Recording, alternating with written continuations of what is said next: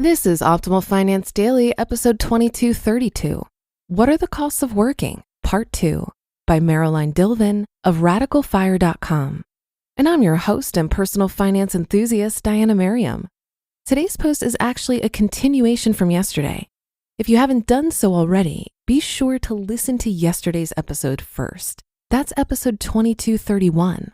But if you're all caught up, let's get right back into it and hear part 2 as we continue optimizing your life.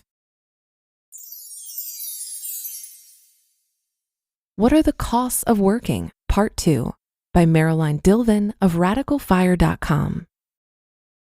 Food at work. Food at work can be a big cost because many people spend more money on food when they're working. When you're at home, you cook most of your meals. When you're in the office, many people don't bring their lunch to work.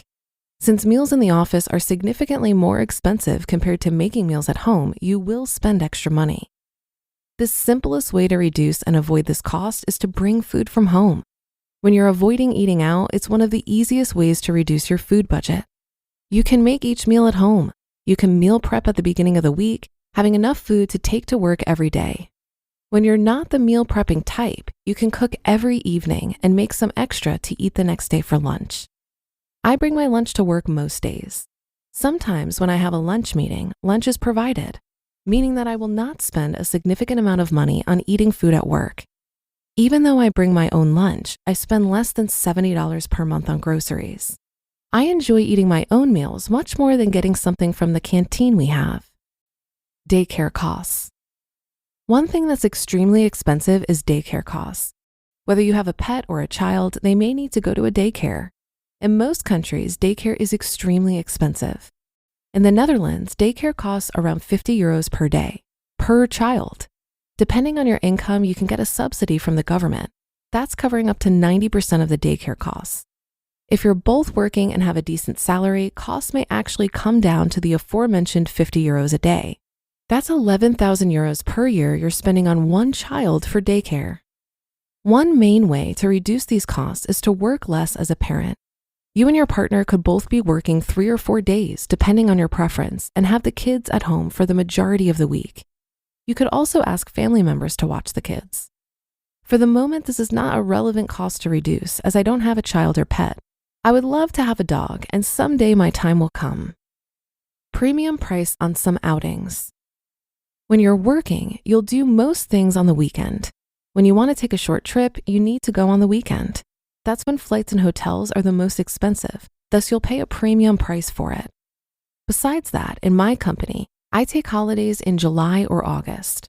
That's when it's quiet at work and they want us to take our holidays in these 2 months.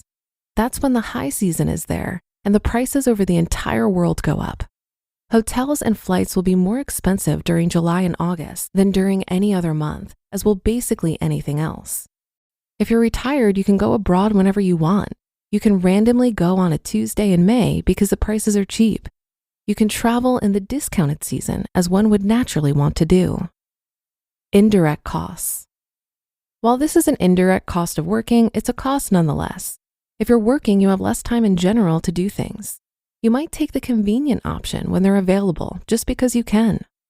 Things that can be convenience costs are ordering food at home or getting takeout, buying ready-to-cook foods that'll be done in 5 minutes, buying from a store nearby rather than the cheapest in your area, or not comparing prices when shopping. If you come home from a long day at work, it can be very tempting to do this. I have to admit that I still do 2 out of 3 of these things, even when I'm paying attention to where I spend my money. I go to the nearest shop when I'm at home and realize I forgot something. It'll mostly be for the small things and not for my weekly grocery trip, but it's still convenience costs. Also, when I do my weekly shopping, I don't compare prices, ever. I go to a low-cost grocery store and I simply assume that anything there is cheaper compared to the premium supermarket close to my house. Within the store, I go for discounts. That's all I do.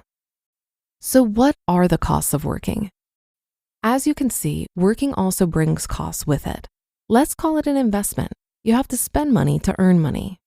This post is just to make you aware that your job is also costing you money and making you realize how much money you spend each year to work. For me personally, the direct costs of going to work are €1,800 per year, which is mostly my car costs. I bring food from home, I don't spend money on clothing, and I don't have kids. Of course, I need to pay taxes. That will be around 7,000 euros per year when I work the full year. This year, I'll only work 8 months, take all my holidays, and have my mini retirement. When you compare two different jobs, it's important to compare not only the salaries, but also the cost of working.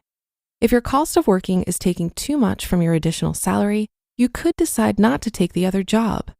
If you're approaching work like this, you'll do it differently than 95% of the population. So great job. You just listened to part 2 of the post titled, "What are the Costs of Working?" by Marjolein Dilven of RadicalFire.com. About a year ago, I got a pretty amazing job offer that I decided to turn down because I recognized that W-2 employment comes with other costs aside from money. It costs a significant amount of your time and energy, and that leads to opportunity costs in other areas of our lives. When I had a corporate career, I often didn't have the energy or headspace to think creatively about my life or seize opportunities that presented themselves. Being overly focused on my career cost me my health and relationships. Many of us go through those seasons of life where we're grinding away at our careers and living for the weekend. And I do think that's necessary for a period of time, at least it was for me. If I didn't do that, I wouldn't be in the financial position to make a big shift.